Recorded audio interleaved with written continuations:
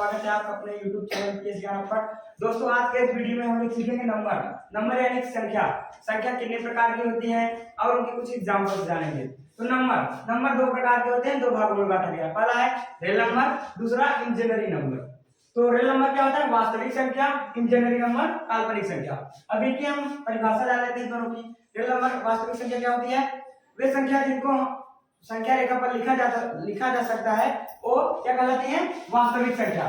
वे संख्याएं जिनको संख्या रेखा पर लिखा जा सकता है वे क्या कहलाती हैं? वास्तविक संख्या। जैसे 0, 2, 2.5, 4.5, 3/5, √2। ठीक है। अब चलिए काल्पनिक संख्या, इमेजिनरी नंबर। वे संख्याएं जिनको संख्या रेखा पर नहीं लिखा जा सकता वो क्या कहलाती है? काल्पनिक संख्या। जैसे √-2, √-3, √-5। इसका परिभाषा हम ये भी कर सकते हैं, रूट के अंदर माइनस वाली संख्या भी काल्पनिक संख्या कहलाती है। अब चलिए, अब जो हमारा रियल नंबर वास्तविक संख्या है उसके भी दो पार्ट है। पहला है इंटीजर, दूसरा डेसिमल। इंटीजर मतलब पूर्णांक, डेसिमल मतलब दशमलव। ठीक है। अब पूर्णांक किसे कहते हैं? जिसको p/q के रूप में लिखा जा सकता है लेकिन q का मान सदैव 1 होना चाहिए। या फिर हम कह सकते हैं यदि पूर्ण संख्याओं के साथ ऋणात्मक संख्या को सम्मिलित कर लिया जाए तो उसे पूर्णांक संख्या कहते हैं। अब देखिए इंटीजर जो हमारा है वो भी दो प्रकार का होता है। एक होता है नेगेटिव इंटीजर, ऋणात्मक पूर्णांक। एक होता है पॉजिटिव इंटीजर, धनात्मक पूर्णांक।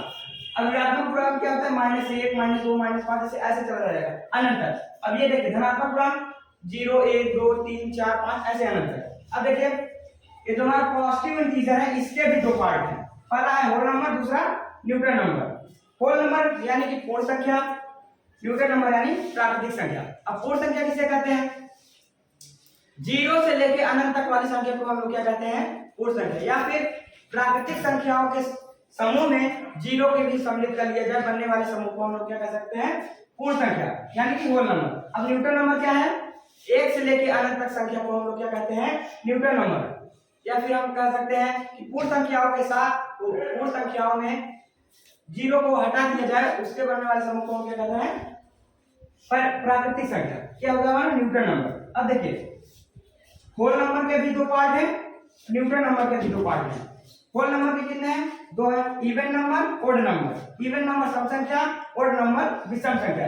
अब सम संख्या क्या होती है? वे संख्याएं जो 2 से पूर्णतः विभाजित हो जाती हैं वे क्या कहलाती हैं? सम संख्या। या फिर जिसका इकाई का अंक 0, 2, 4, 6, 8 हो वो संख्या का क्या कहलाती है? सम संख्या। अब विषम संख्या इसमें जैसे देखिए 0, 2, 4, 6, 8, 10, 26, 28 ऐसे। अब देखिए विषम संख्या वे संख्याएं जो 2 से पूर्णतः विभाजित नहीं होती है वे विषम संख्या कहलाती हैं। या फिर जिसके इकाई के अंक में 1, 3, 5, 7, 9 हो वह विषम संख्या कहलाती है। अब न्यूटन नंबर यानी कि प्राकृतिक संख्या के दो भाग क्या हैं? Prime number, composite number. Prime number अभाज्य संख्या, कंपोजिट नंबर भाज्य संख्या। अब अभाज्य संख्या क्या होते हैं?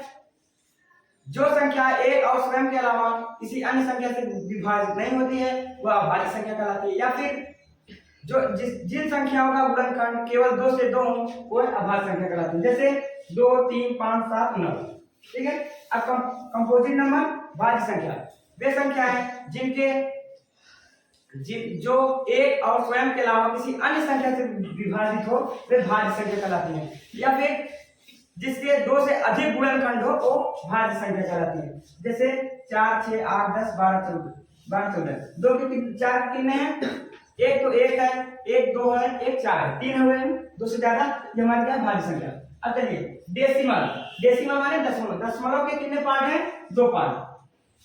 पहला टर्मिनेटिंग, दूसरा नॉन टर्मिनेटिंग। टर्मिनेटिंग मतलब शांत दशमलव और नॉन टर्मिनेटिंग मतलब अशांत। शांत दशमलव क्या होता है? पहले मान लीजिए दशमलव क्या होता है? दशमलव किसे कहते हैं? वह संख्या जो अपने पूर्ण रूप में नहीं होती है उसे दशमलव संख्या कहते हैं।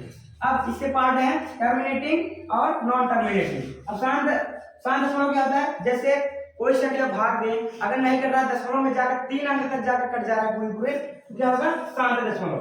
अब नॉन टर्मिनेटिव यानी अशांत मतलब वही संख्या बार बार रिपीट हो, जैसे 0.666 कई बार आए। और ये देखिए 1.2304 1 2 5 8 ये भी अशांत है क्योंकि देखिए कट नहीं है, दूसरा दूसरा संख्या बदल कर आ रही है। अब देखिए ये नॉन टर्मिनेटिंग के भी दो पार्ट हैं, पहला रिपीटिंग नॉन टर्मिनेटिव, दूसरा नॉन रिपीटिंग नॉन टर्मिनेटिव। अशांतावर्ती अशांतावर्ती। अब देखिए अशांतावर्ती क्या होता है, जैसे यहाँ पे 0.666 कई बार आ रहा है वैसे संख्या, यहाँ भी देखिए 0.181818, लेकिन यहाँ देखिए अशांतावर्ती नॉन रिपीटिंग नॉन टर्मिनेटिव में 0.125013402 मतलब ये बदल बदल कर संख्या है। ठीक है, अब देखिए हमारा नंबर कंप्लीट हो गया और